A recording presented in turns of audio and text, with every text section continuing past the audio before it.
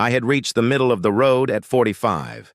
They say, too young to be careless, too old to be smart. I wasn't sure where that left me, but I chose to celebrate nevertheless. It wasn't a lavish event or a black tie affair, no intricate guest list. Just a tiny rooftop bar I rented downtown, with a subtle citrus scent. I spent the afternoon putting up warm lights myself, using old wood. Each table had votive candles. I even brought in a speaker system to play a playlist I made. Half embarrassing throwbacks, balanced out with a little Al Green, Nina Simone, a bit of jazz. It wasn't much, but I told myself it was my small attempt to commemorate the end of another year. I didn't have high expectations. I just hoped my wife would show. Was it because Ariel had been aloof lately? She claimed to have. Deadlines for work always had an excuse to be somewhere else. But I assumed she would arrive. She had to. After all, it was my birthday. At 7 p.m., the candles flickered gently, unaffected. Malik, the bartender, a calm-spoken young man with keen eyes, periodically looked up at me, but I remained silent, staring at my phone, deleting alerts that weren't there. The cake was vanilla with a touch of cinnamon, just the way I liked it. It sat awkwardly in the middle of the bar. Modest one candle, half melted, the wax tugging at the frosting like a sluggish collapse. By 8 p.m., nothing had happened, so I started generating excuses. Maybe my friends had gone to the wrong rooftop. Maybe Ariel was caught up in traffic, or preoccupied with her art opening. I sent a quick message to my college roommate Jay and my old friend Trevor. No response. That's when the pressure in my chest started to build.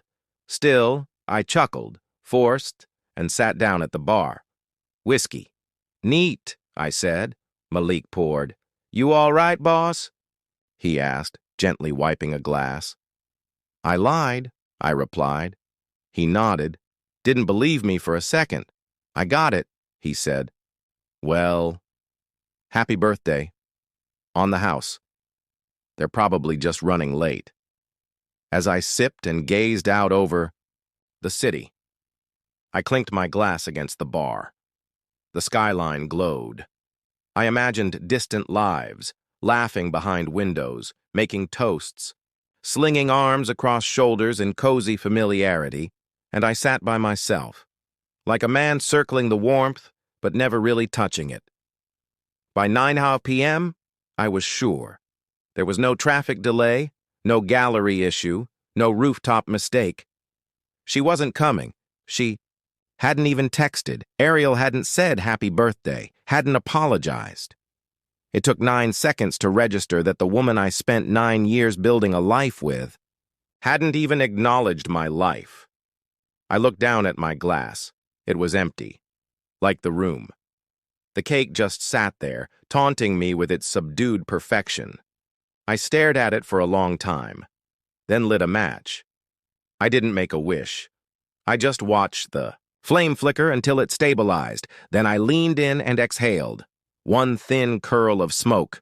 No cheers, no clapping. Do you need anything else? Malik asked, his voice lower now, as if even it wanted to flee the moment. No, I murmured.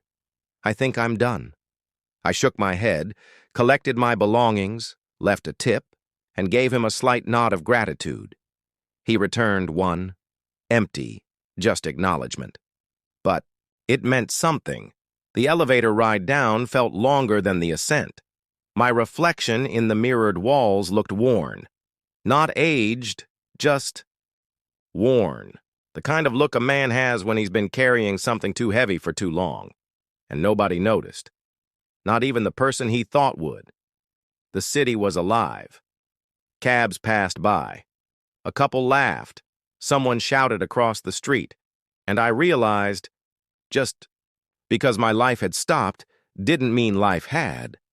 I put my hands in my pockets and headed home. My apartment greeted me with the kind of silence that only a place can give when it knows. No one is coming. I unfastened my collar, kicked off my shoes, sat on the couch, and waited for you. I didn't turn on the lights, just sat.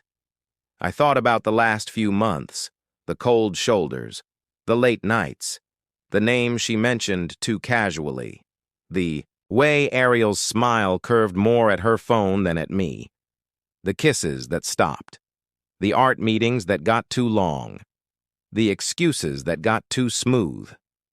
I checked my phone again. Still nothing. Then I scrolled through old pictures. Tulum, our balcony, her head on my chest as we watched trash TV. I should have deleted them the day she got her gallery keys. Instead, I let the screen go dark and watched my face reflect back. By midnight, I was sitting at the kitchen table, eating a piece of that cake with a fork straight from the box. It tasted fine. Sweet. 45. No wife. No friends. Just half a cake and a quiet apartment. And something shifted inside me.